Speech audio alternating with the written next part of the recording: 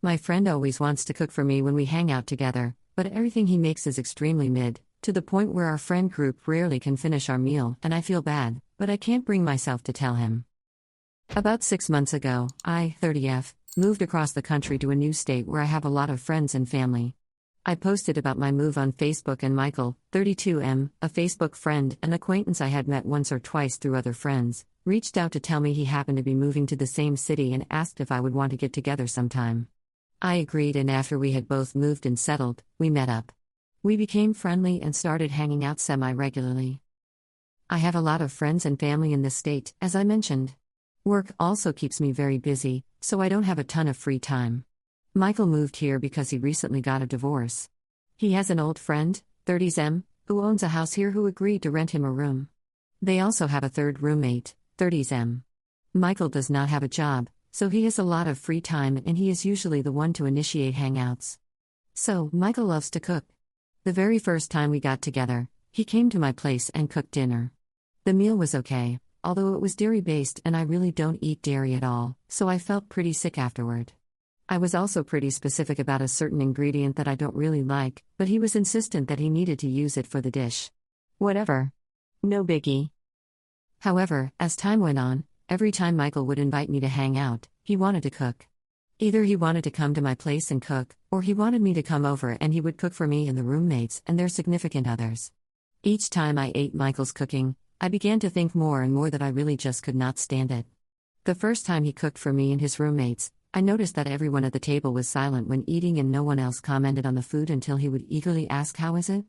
and get some sort of lackluster praise. He did this at least 3 times during the meal. Probably the worst was the time no one could finish their plate and everyone made excuses for why they were just so full they couldn't finish the meal. After that incident, whenever Michael would invite me to hang out, I would try suggesting other activities. We live in a place that is full of fun, socially distanced outdoor activities, so I would frequently suggest those things. He would always decline and try to convince me to come to his place so that he could cook for us. He has told me that the thing that brings him the greatest joy is cooking for other people. Due to this, I kind of started to distance myself and just politely decline his invitations. Last night, I got a message from Michael that he had a huge falling out with his roommate and he was very upset. I texted with him for a while trying to calm him down and give him some advice about how to handle the situation. He was so upset that eventually I asked if he wanted to come over for a beer so that he could get out of the house and clear his head. He asked if I had already eaten and I said that I had. It was almost 8 by that point and he asked if he could come over today, instead. I said sure. He replied with great, I'll stop at the store and cook a dish for us. I told him, actually I am on a diet and I couldn't eat that, but he was welcome to come over for drinks and some video games. He just kept pushing, asking about my diet and what I could eat, and finally suggested something that I would have no reason to say no to. This morning when I woke up, I was so dreading his meal that I texted him that I forgot I had made plans this evening. I told him I'd be home around 8, too late for dinner, and he was still welcome to come over then, or we could try for another night. I don't really know what to do about this guy. I feel bad because he hardly knows anyone here and now it looks like he's on bad terms with his roommates, and I know he probably really needs a friend right now. But he's so insistent on feeding me every single time we get together. I think if I tell him that I can't stand his cooking, it will honestly be more hurtful than just fading out of his life. Commenter 1. Even without the awful food, I'd really have my back up about someone that was so insistent on feeding me all the time. It's weird and kinda overstepping, especially when you've tried to say no. Commenter 2. Why don't you pay to go to a cooking class/classes with him? Might be a chance for him to find like-minded people and relieving the pressure on yourself to be his sole support network. He'll get better at cooking as well as socializing, and then he can hear from a pro what he's doing wrong instead of being offended if you were to say it's not good. Ultimately, he'll appreciate the thoughtful gift and will possibly see it as a good thing. That being said, it may be difficult due to COVID, but I don't know what the rules are regarding COVID in your country. It's what I do in your situation. Commenter 3. This sucks. But I would start by making him eat my food. Say you also enjoy cooking and that you are going to cook. Or break your kitchen. If you get to the point where you are literally setting your kitchen on fire so he has no place to cook, you need to reevaluate your priorities. It sucks that he's so happy about it. That makes it worse. Perhaps an intervention? Update 1. So my post didn't get a ton of attention, but I still felt like it deserved an update.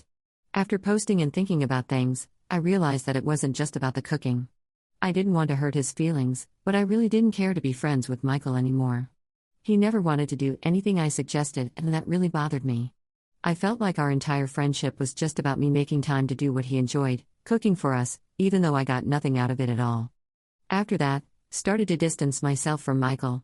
I would put hours between answering his texts and politely decline any invites.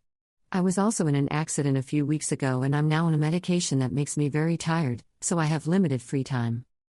Then, one night around midnight, I got a text from Michael saying that he was worried about me. When I asked why, he replied with, "You used to be my best friend, but now you just ignore me." There were a bunch of typos, so I could tell he had been drinking.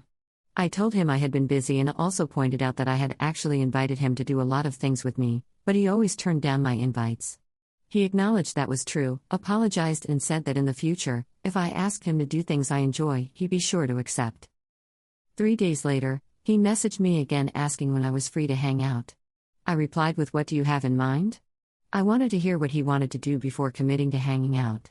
He kept pushing, just saying he'd like to see me and he'd be available anytime I was free. I finally gave him a time frame, to which he replied he'd love to come over and cook for us. That was just the final straw, so I sent him the following message. "Hey, so to be honest, you're a nice person, but I'm not interested in hanging out tonight or at all. The time that we have spent together has made me realize that we don't actually have much in common, and when you weren't into any of the stuff I enjoy doing, I lost interest in the friendship. Combined with the fact that I still have so much pain from my accident, it just seems like too much effort. No hard feelings. I really do wish you the best." I blocked him after that. Maybe I'm a jerk for the way that I handled the situation, but life feels too short to waste so much time doing what other people want. I never advocate for myself and always end up in these types of draining, one-sided friendships, so I feel proud of what I said and relieved to be moving past this situation. Edit: there are a lot of people defending Michael and calling me a horrible person. In my last post, I mentioned that he had a falling out with his roommates. They actually asked him to move out because he was being so disrespectful and aloof. I didn't include it in my post because I didn't want to be unfairly harsh. Now I see that the way I described Michael made people sympathize with him, and that's honestly given me more food for thought than anything. I couldn't even describe how awful he was to a bunch of internet strangers without feeling bad. A lot of people are also just making blind assumptions about him, and every single one is so far from reality. I guess we should all take Reddit posts with a grain of salt. Update 2. I got a lot of hate on my last post here, and at first, I couldn't really understand why. One person continued to comment angrily, so I actually ended up messaging him privately to ask why he thought I was such a villain. It turned out to be a really productive conversation. I gave him some more details about the situation and really ended up realizing that the issue is deeper than I made it out to be. I had left some details out of my original post, thinking that they were not necessarily relevant, only to realize that they were the true root of the problem. Thanks to them for letting me get stuff off of my chest and encouraging me to make another post. So I will provide those details, and surprisingly, even to me, new events have occurred and I will share those as well. When Michael and I first moved to the state we live in, we were both romantically interested in one another. We had been online friends for a while, having only met once briefly in real life, and I think we expected more to develop between us when we moved to the same city. I did not mention this at all in my post because after spending some time together, I realized that I didn't feel that way toward him anymore. I told him that upfront, and we agreed to continue to be friends. Initially, one of the biggest reasons that we connected was over our shared love of outdoor activities. So for everyone guessing that Michael was unable to or disinterested in the hikes and trips I planned, that just wasn't true. He's very physically fit and early on expressed a huge interest in these activities. However, when he wanted to hang out, he always wanted to hang out at one of our houses, and almost always, this led to us being in situations where he would want to lay on the couch and gradually lead into trying to cuddle with me. So while I disliked his cooking, I guess that I just felt like he was never respectful of the boundary that I set when I told him I only wanted to be friends. I was channeling my anger into his mediocre food.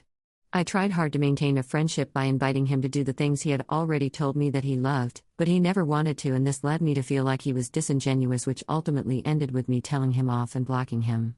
Many people read what I did and saw it as cruel, but I felt like this person did not respect me and I didn't feel like what I did was wrong. However, there's more. The day after I made the post, I came home from work and found a stuffed animal on my doorstep with an apology note. It just said sorry for being a bad friend. I thought about it for a couple of days and decided that maybe I had been overly harsh. I unblocked Michael and I thanked him for the stuffed animal. Then, I apologized for blocking him and told him basically what I said here, that I felt like he didn't respect my boundaries and he didn't really value my friendship because he never wanted to do anything that I suggested. I expected him to be defensive, but he actually apologized profusely. He told me that the situation with his roommates had been deteriorating for the last 2 months and he was physically and mentally exhausted, which is why he never wanted to do anything. Every time he declined my invites, he could feel that we were drifting apart as friends, but he was focusing on trying to manage the issues at home. One thing he apologized for was being unable to communicate to me what was going on at home. He also recognized that he had pushed my boundaries and tried to move things in a direction that was not platonic, and he apologized for that as well. In fact, he sent me a very long, seemingly heartfelt message that I really found touching. He told me that the day that I sent him that message and blocked him, he realized that between pushing away his one friend here and having such major problems with his roommates, he just did not want to stay in this city. The day he left the plush on my doorstep, he also packed a U-Haul and moved back home to his parents' house. So in the last 2 days, we've both apologized a lot and sort of resumed our superficial, meme-sharing internet long-distance friends relationship that we had for a year prior to both moving to the same state.